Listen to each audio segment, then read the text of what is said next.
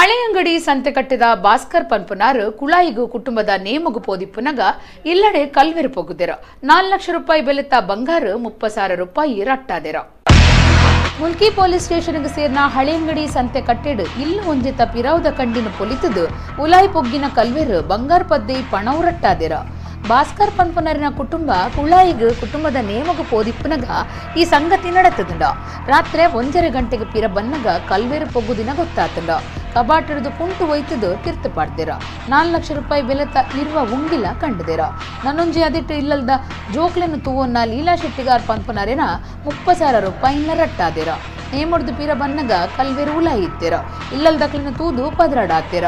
ಕಂಡಿನ ಪಿಕ್ಕಾಸಿಡು ಪೊಲಿತಿದೇರ. ಇಲ್ಲಲ್ದ fan ತಿರ್ಗೊಂದಿತ್ತೇರ. ಕುಂಟುಲೇನು ಗುವೆಲುಗದಕ್ಕದೇರ.